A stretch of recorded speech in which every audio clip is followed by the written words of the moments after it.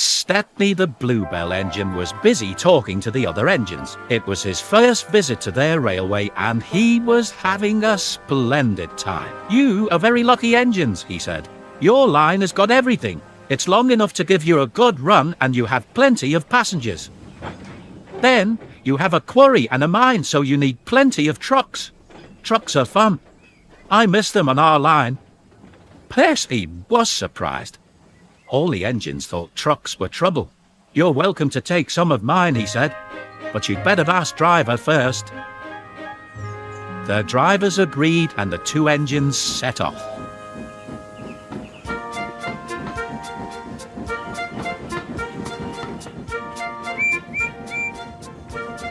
Thomas and Toby were speechless.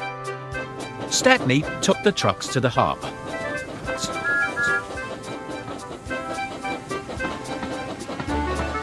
Then he picked up a load of empty ones and started back. Ahead was a cricket field. The game had just begun.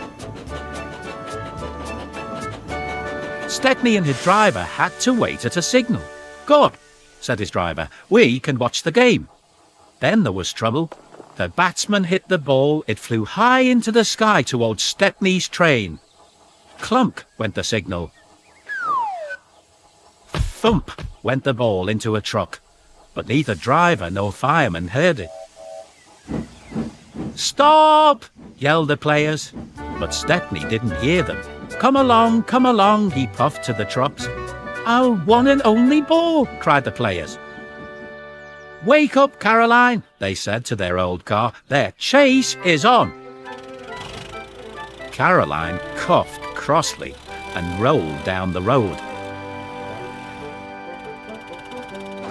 Stepney wasn't hurried.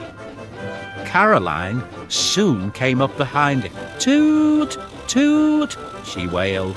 Her players shouted, but Stepney was still too far away for his driver and fireman to see or hear. "They're completely misunderstood. If those jokers want a race," said the driver, "they can have one. Faster, Stepney, faster." Poor Caroline wasn't happy at all. She rattled along at twice her usual speed. "I shouldn't be treated like this," she grumbled. "This pace is too hot for my system. It'll fuse all my circuits."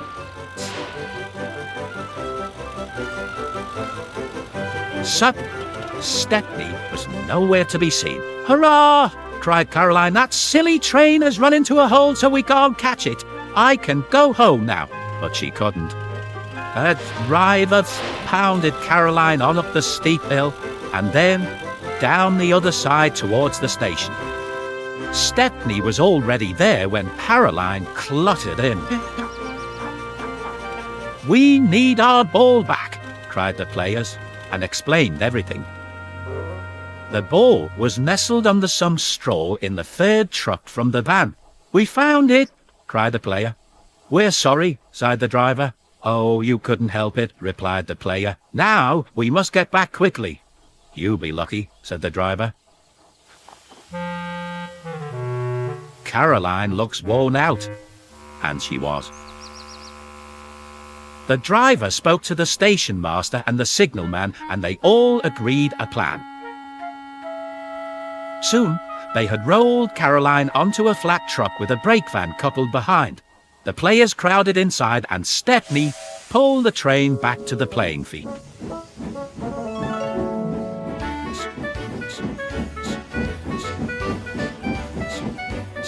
Everyone enjoyed watching the game.